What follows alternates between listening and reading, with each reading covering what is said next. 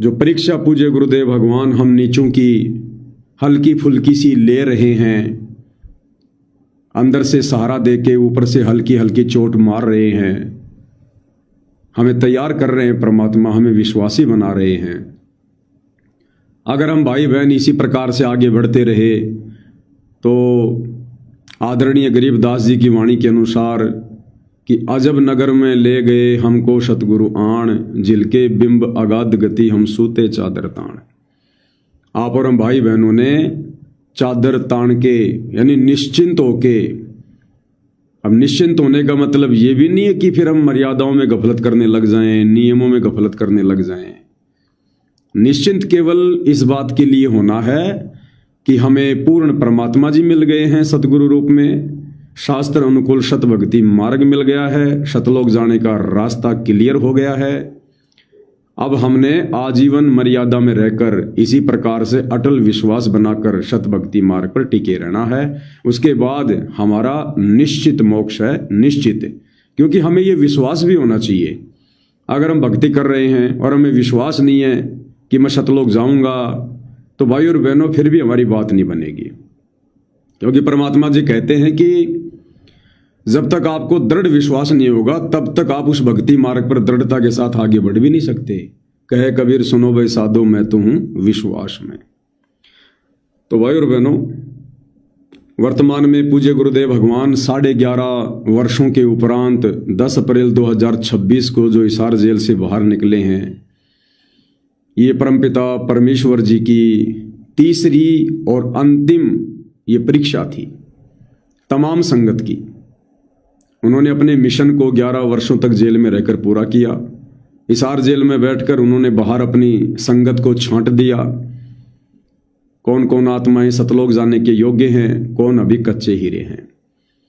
तो ये साबित हो चुका है कि जो जो आत्माएं पिछले 11 वर्षों से यानी बरवाला कांड 2014 के बाद सतगुरु रामपाल जी ने जो अपना यथार्थ मिशन साध संगति के माध्यम से शुरू किया था, हम जैसे नीचों को खड़ा करके हमें सेवा देके हमारे अच्छे कर्म बनवाने के लिए जो जो भाई बहन साध संगति से नहीं जुड़े हैं, नहीं जुड़ पाए हैं, गुरुदेव भगवान के 10 अप्रैल 2026 तक हिसार जेल से बाहर आने तक, और साध संगति से जुड़कर यदि उनका दृढ़ विश्वास नहीं बना है, यदि उन्होंने एकमात्र अपने गुरु जी को ही कबीर भगवान नहीं माना है, तो भाई और बहनों वो आत्माएं पूर्ण मोक्ष की प्राप्ति नहीं कर पाएंगी। मोक्ष तो होगा उनका, क्योंकि गुरुदेव भगवान ने अपने एक सत्संग में बिल्कुल क्लियर कर रखा है कि जो आत्मा सतनाम तक प्राप्त कर लेगी, सतनाम 2 अक्षर का जो नाम है सतनाम, सतनाम प्राप्त कर लेगी, और सतनाम प्राप्त करने के बाद यदि उसका दृढ़ विश्वास अपने गुरुजी में नहीं बना, अगर उसकी श्रद्धा उसकी आस्था अपने गुरुजी में नहीं बनी कि मेरे गुरु के अलावा और दूसरा कोई परमात्मा नहीं है, और जब इतनी आस्था गुरु में बन जाएगी, इतना विश्वास हो जाएगा, तो फिर गुरु के अलावा उसके घर में, उसके घट में, उसके लॉकेट में, उसके शौपन में फिर दूसरी तस्वीर, दूसरी फोटो उस दाढ़ी मूंछ वाले तथा कथित नकली कबीर की नहीं होनी चाहिए। ये पहचान होगी। और यदि अभी तक आप जी इतने सक्षम नहीं हैं, इस योग्य नहीं हैं कि आप अपने घर से, अपने दरबार से, अपने घट से, अपनी सोच से ज्ञान को आधार बनाकर उस दाढ़ी मूंछ वाले कबीर की नकली फोटो को बाहर निकाल सकें, तो भाई और बहनों अभी आप पूर्ण मोक्ष प्राप्ति के योग्य नहीं बने हैं। तो गुरुदेव ने बताया कि उन आत्माओं का क्या होगा, वो चाहे 1 करोड़ हो, चाहे 10 करोड़ हो, चाहे अरबों हो, चाहे खरबों हो, जिन्होंने सतनाम प्राप्त कर लिया और अपने गुरुजी में एज ए गॉड पूर्ण आस्था बनी नहीं, वो पतिव्रता पद पर आए नहीं, तो ऐसी आत्माओं को परमेश्वर रामपाल जी अक्षर पुरुष के लोक में बैठा देंगे। अक्षर पुरुष के लोक में उन आत्माओं का मोक्ष तो होगा, इस काल के लोक से, 21 ब्रह्मांड से उन आत्माओं का मोक्ष तो हो जाएगा, लेकिन उनका पूर्ण मोक्ष नहीं होगा। उनको गुरुदेव अक्षर पुरुष के लोक में बैठा देंगे। एक बार उन्हीं के मुख कमल से सुन लीजिएगा भाई और बहनों। और जो आत्माएं यहाँ सतनाम प्राप्त कर लेती हैं, केवल सतनाम, सतनाम कौन सा होता है? 2 मंत्र का, एक तो उसमें ब्रह्म का मंत्र ओम है और दूसरा और मंत्र है वो सांकेतिक रखा है, वो अधिकारी को ही बताया जाता है जिसको देना होता है। और जो अधिकारी संत होते हैं वही देवें तभी वो काम करें। जिनको सतनाम मंत्र प्राप्त हुआ और उनकी श्रद्धा अपने गुरु में नहीं रही, ये इतने दयालु परमेश्वर हैं। और कुछ वर्षों तक उसने सतनाम की विधिवत साधना करने के बाद आपकी सतलोक जाने की वृत्ति नहीं बनी या आपकी इतनी कमाई नहीं बनी उस मंत्र की, तो आपको उस परब्रह्म के लोक में भेज दिया जाता है। किसको भेज दिया जाता है? जो ओम नाम की कमाई ये सारी यहां छोड़ दी जाती है इस काल के लिए। जैसे गीता जी के अध्याय नंबर 18 के श्लोक नंबर 66 में लिखा है कि अर्जुन तू मेरी सभी पूजाओं को मुझ में त्याग दे। पूजा कौन सी? जो ओम नाम की कमाई, यज्ञ, हवन, धर्म, ये जाप की कमाई यहां छोड़ दे, मैं तुझे ऋण मुक्त कर दूंगा, मेरा कर्जा तेरे से उतर जाएगा। यानी तुझे ऋण मुक्त कर दूंगा अर्थात कर्म मुक्त हुआ। वो आत्मा फिर इस पारब्रह्म के लोक में चली जाती है। तो क्लियर कर दिया पूज्य गुरुदेव भगवान ने। इससे बड़ा सबूत, इससे बड़ा ये प्रमाण अपनी अंतरात्मा को जगाने के लिए और अपने अंदर भय पैदा करने के लिए दूसरा नहीं हो सकता कोई। क्लियर कर दिया गुरुदेव ने कि जिनको शतनाम मिल गया और शतनाम मिलने के बाद भी जिनको ये पहचान नहीं हो पाई कि धरती पर कबीर कौन है वर्तमान में, अपने गुरु को कबीर भगवान के रूप में ना मानकर, ना जानकर, ना पहचान कर, ना पूज कर, जिन नादानों ने इतना ज्ञान लेने के बाद, शतनाम तक लेने के बाद, यदि उस दाढ़ी मूंछ वाली कबीर की नकली बेजुबान मुर्दा फोटो को ही कबीर भगवान मान रखा है, अगर उसी में आस्था है, घर के दरबार में, गले के लॉकेट में या आश्रमों में उसी नकली कबीर की फोटो है, उसको दंडवत करता है, उसका जयकारा लगाता है, या उसका जून के महीने में कबीर प्रकट दिवस मनाता है, या जरा भी उसमें थोड़ी बहुत भी श्रद्धा या आस्था है, तो गुरुदेव भगवान कह रहे हैं कि वो आत्मा शतलोक नहीं जा पाएगी। उसको परमात्मा अक्षर पुरुष के लोक में बैठा देगा, परब्रह्म के लोक में बैठा देगा। और वहां उस आत्मा के साथ में क्या बनेगा? वही सिस्टम है जो सिस्टम काल के लोक में है, केवल एक चीज को छोड़कर, तपतशिला। ये काल है, ये खाने वाला भगवान है, क्योंकि यहां पर तपतशिला है, भून भून के खाता है।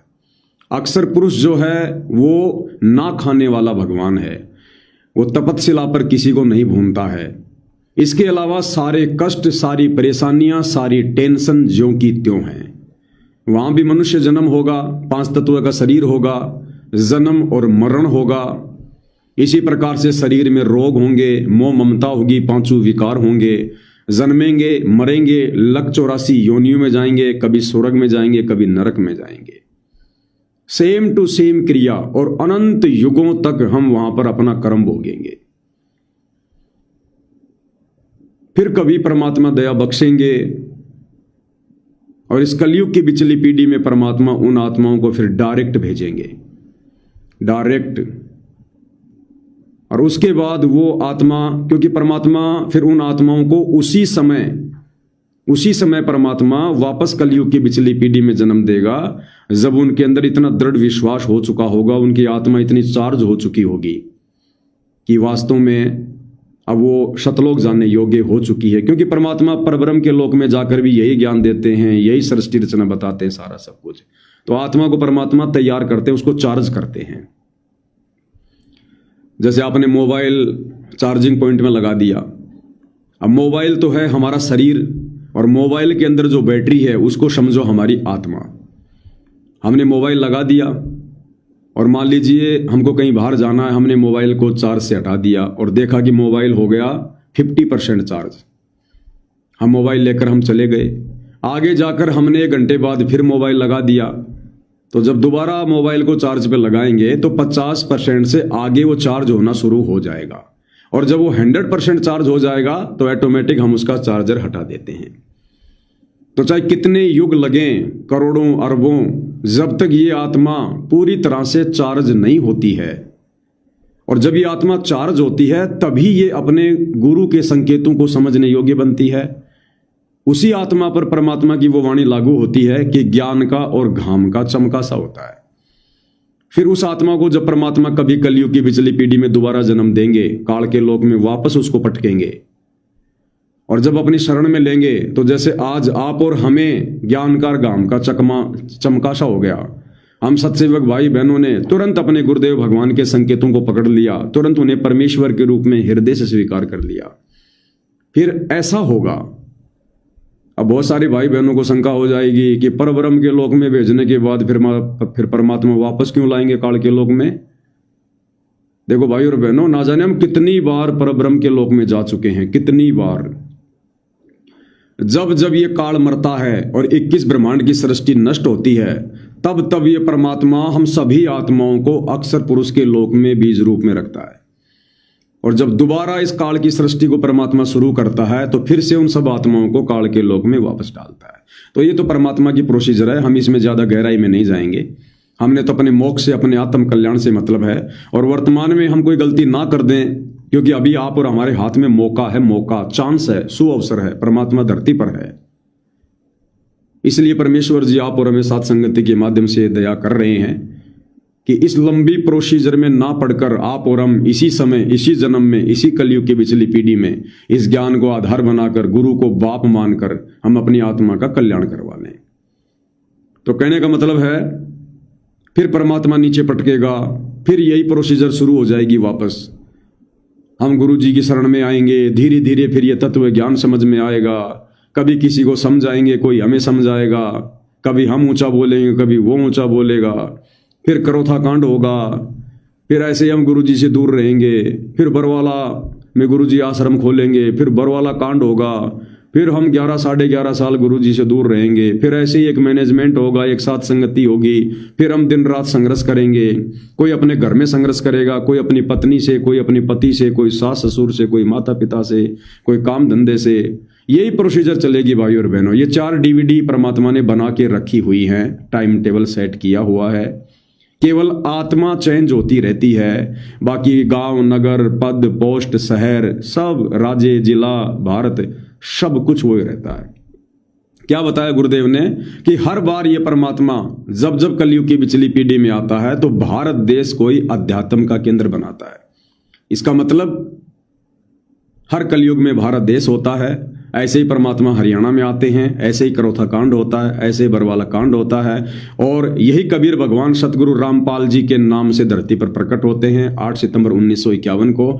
सेम प्रोसीजर चलती है, और जो जो आत्मा जो जो भूमिका निभाने की योग्य होती है, परमात्मा उस पात्र में उन आत्माओं को डाल देता है।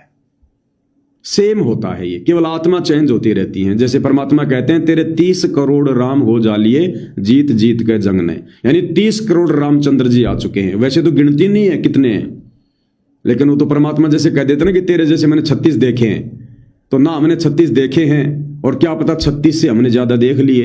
एक वो मुहावरा सा होता है। इसलिए परमात्मा कहते हैं, तेरे 30 करोड़ राम हो जालिए, जीत जीत के जंग ने। तो आत्मा चेंज होती रहती है। त्रेता युग में वो ही दशरथ का बेटा रामचंद्र आता है विष्णु अवतार के रूप में। आत्मा चेंज होती रहती है। जैसे प्रधानमंत्री पोस्ट है, नाम प्रधानमंत्री रहेगा, लेकिन हर 5 साल में, हर 10 साल में आदमी चेंज होता रहेगा, और नियम, संविधान, सब कुछ ज्यों के त्यों रहते हैं। तो भाई और बहनों, बहुत लंबी प्रोसीजर है फिर। और ये नंबर हमारा कब आएगा दोबारा? क्योंकि देखो, सतनाम ले लिया, और यदि पार नहीं हो पाए, अब पार होने की परमात्मा ने 2 कंडीशन बताई। सतनाम मिलने के बाद भी जरूरी नहीं है कि वो आत्मा अक्षर पुरुष के लोक में जाएगी। ये भी ध्यान रखना, काल के लोक में भी रहेगी। 2 तरीके से समझाया गुरुदेव ने। एक तरीका तो आप जीव ने देख लिया है कि जिसने सतनाम ले लिया, 2-4 साल बढ़िया भक्ति की है, और यदि अपने गुरुजी में आस्था नहीं बना पाया, अपने गुरु को अपना पति, अपना इष्ट, अपना आराध्य, अपना कबीर भगवान नहीं मान पाया, जैसे हम सत्सेवक भाई बहन आज वर्तमान में मान चुके हैं, और उसी दाढ़ी मूछ वाली कबीर की फोटो में, क्योंकि हर कलयुग की पिछली पीढ़ी में परमात्मा सतगुरु रामपाल जी उसी दाढ़ी मूछ वाली कबीर की फोटो को दिखा के भक्ति शुरू करवाते हैं। तो यदि हमारी आस्था उस दाढ़ी मूछ वाली फोटो से नहीं हटी और गुरुजी को हमने परमात्मा नहीं माना, जैसे आश्रम वाले कह रहे हैं कि गुरुजी तो परमात्मा के दास हैं, परमात्मा की आत्मा है, परमात्मा के परमहंस हैं, गुरुजी को तो कबीर जी ने 1997 में शतलोक भेज दिया सह शरीर। अगर हमारी ऐसी स्थिति रहेगी तो फिर गुरुजी हमें अक्षर पुरुष के लोक में भेजेंगे, हमारा पूर्ण मोक्ष नहीं होगा। जैसे गुरुजी कहते हैं ना कि बच्चों गारंटेड मोक्ष होगा, अरबों खरबों का मोक्ष होगा, तो गुरुजी गलत नहीं कहते।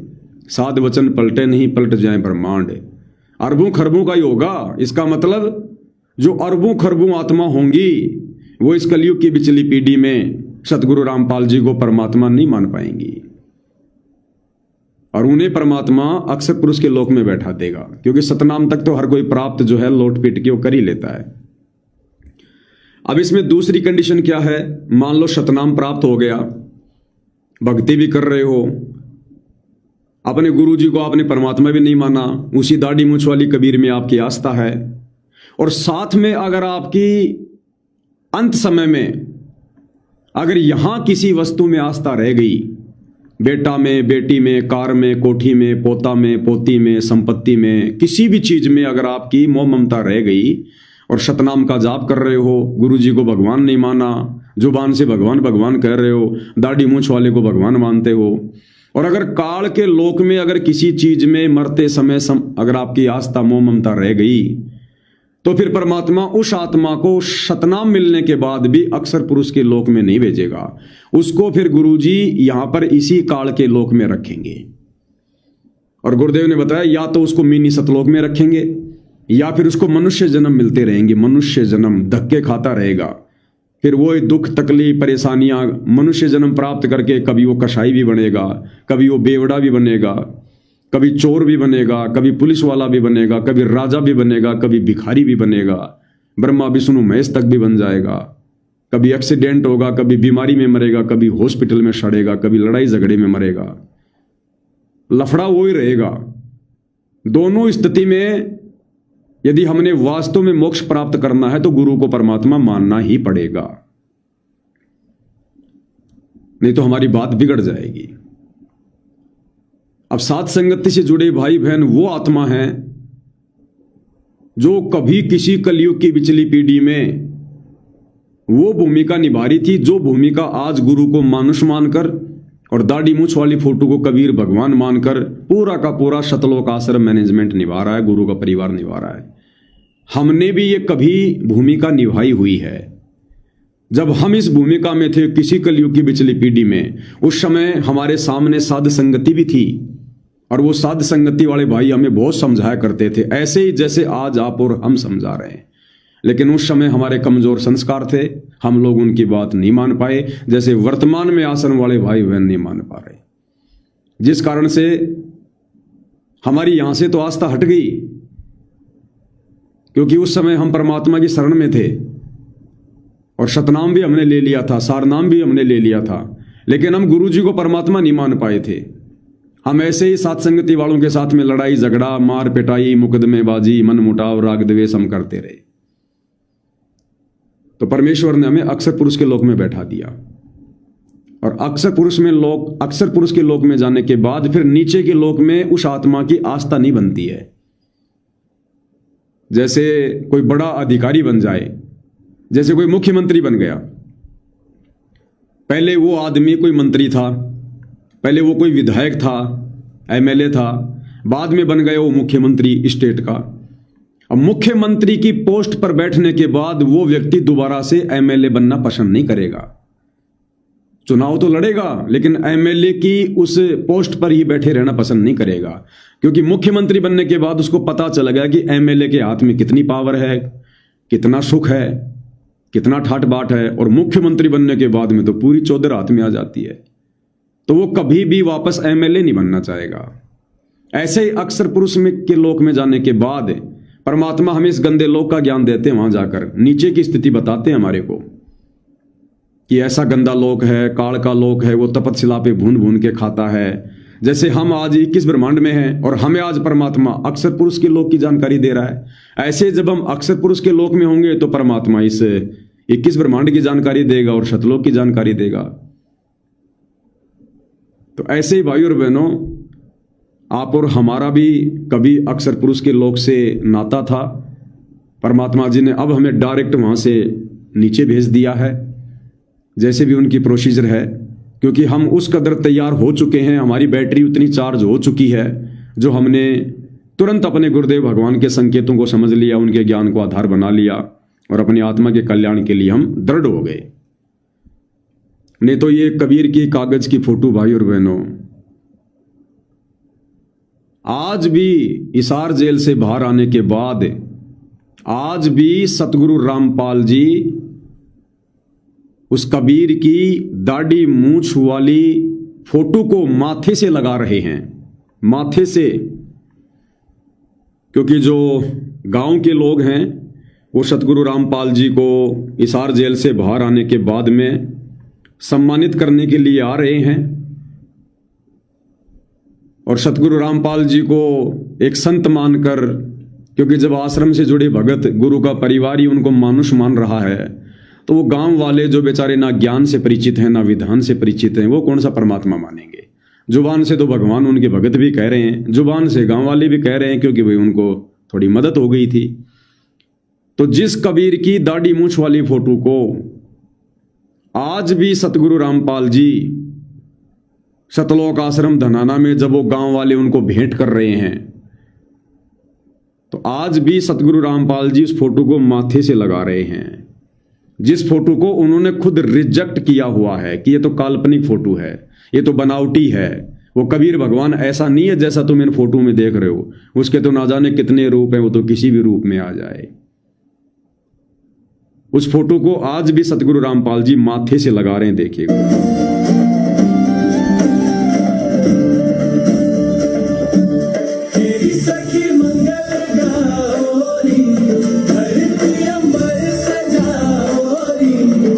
ये वीडियो अलग है, वो वाला थोड़ा निकालता हूं मैं। हाँ, ये वाला डाउनलोड कर लेता हूं, डाउनलोड करके दिखाऊंगा आप लोगों को।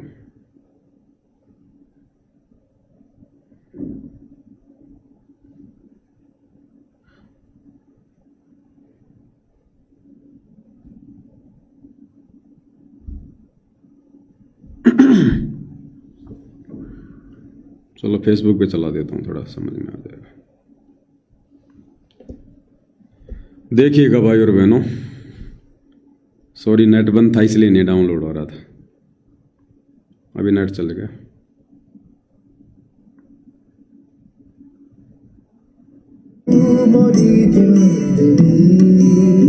तोहसे बढ़ के न कोई खुशी, बारू बारू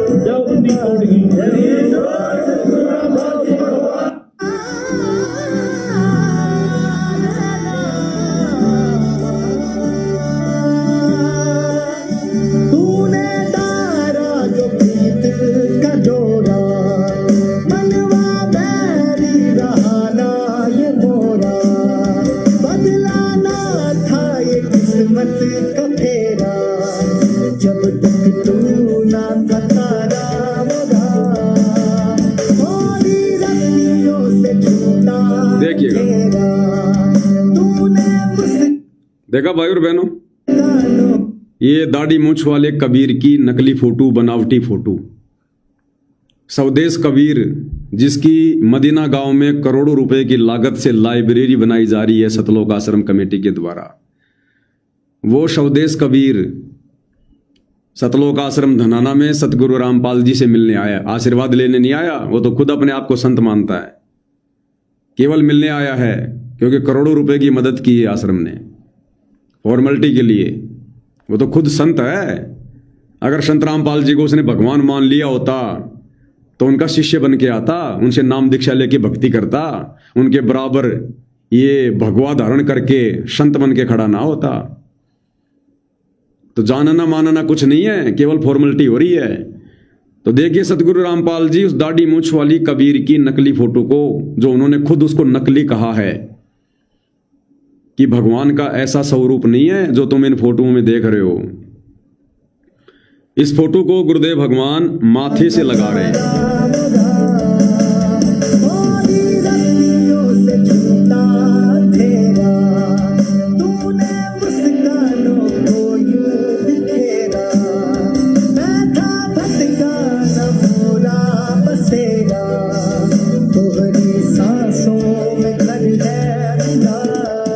देखिएगा,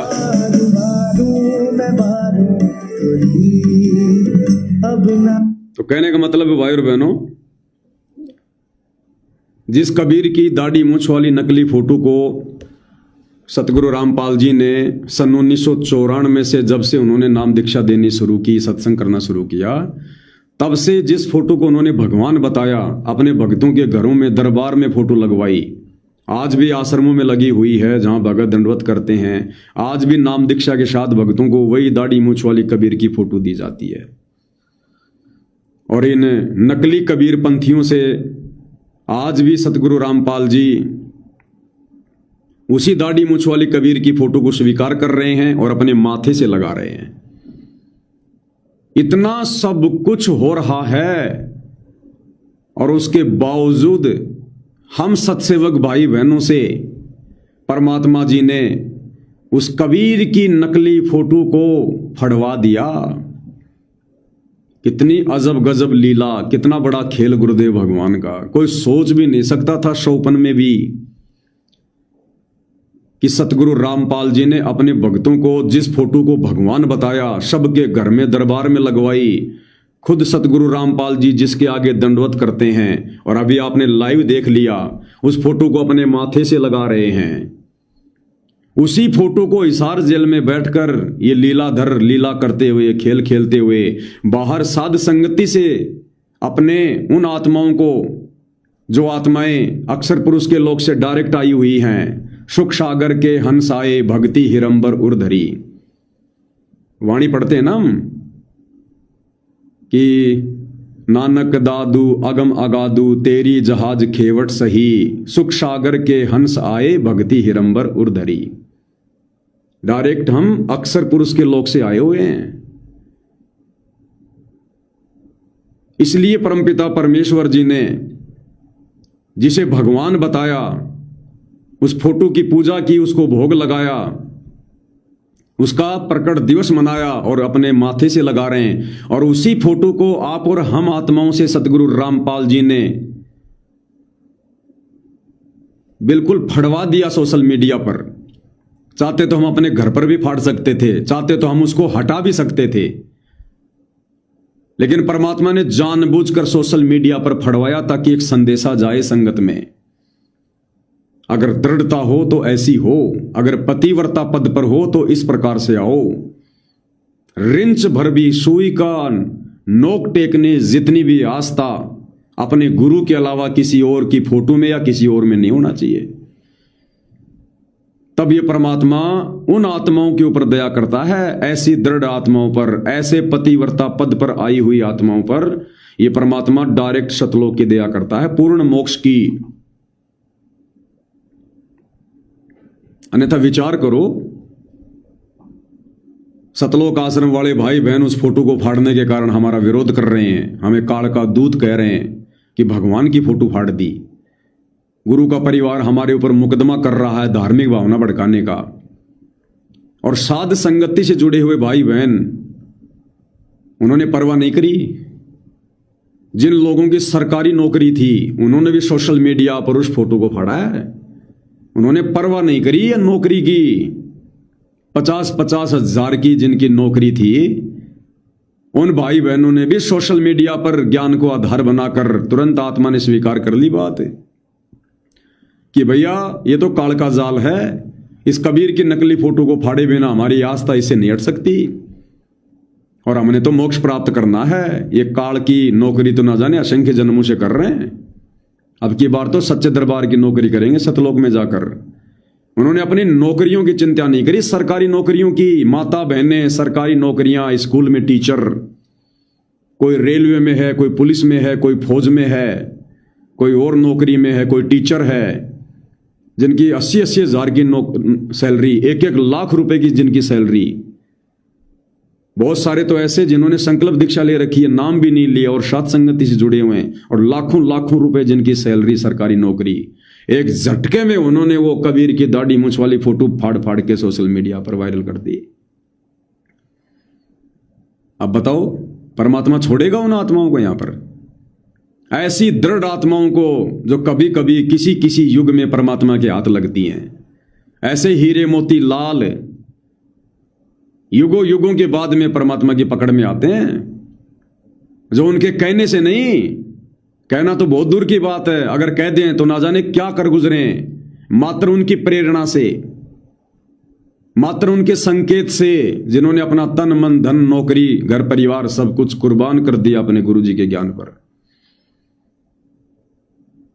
उन्होंने परवाह नहीं करी कि हम सरकारी नौकरी कर रहे हैं। अगर कल को कोई मुद्दा उठ गया, 20 करोड़ कबीरपंथी हैं देश भर में, मुद्दा कैसे नहीं उठता, लेकिन बंदी छोड़ ने मुद्दा उठने नहीं दिया, केवल मुजदास पे मुकदमा होके रह गया।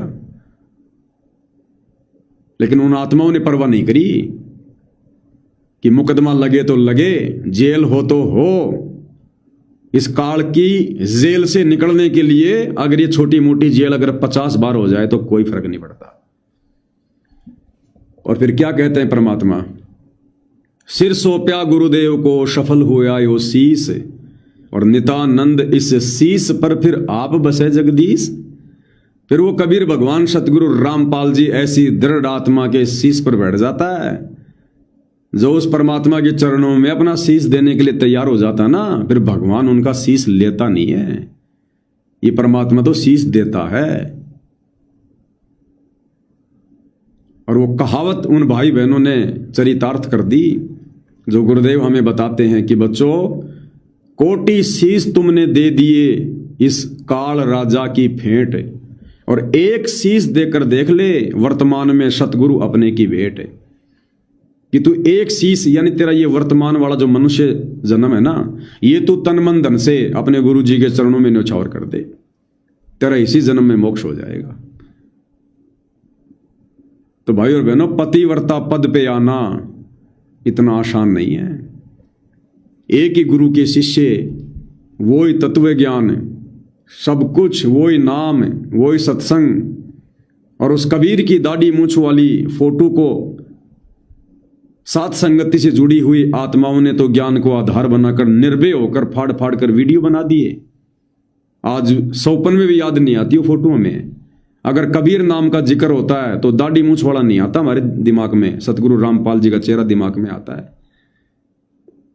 जिन्होंने अपनी नौकरी की परवाह नहीं करी, घर परिवार की जिन्होंने कोई परवाह नहीं करी।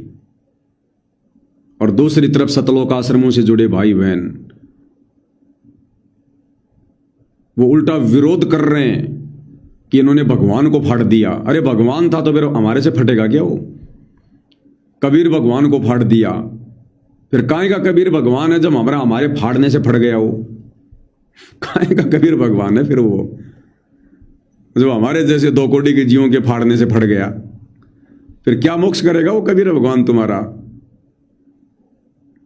तो ये हिम्मत, ये निर्भयता हमें सतगुरु रामपाल जी ने इस परीक्षा के दौर में हिसार जेल में बैठ कर दी। हमने गुरुदेव के संकेतों को समझा, जो संकेत उन्होंने विशेष संदेशों के माध्यम से बाहर भेजे। इन विशेष संदेशों की बदौलत और गुरु जी ने जो सद्बुद्धि दी उनको समझने की, उसकी बदौलत ये अविश्वसनीय कार्य सत्सेवक भाई बहन अपने गुरुदेव के आशीर्वाद से कर पाए हैं। इसको कहते हैं पतिव्रता पद। ऐसी आत्माओं को परमात्मा डायरेक्ट सतलोक भेजेगा, डायरेक्ट सतलोक।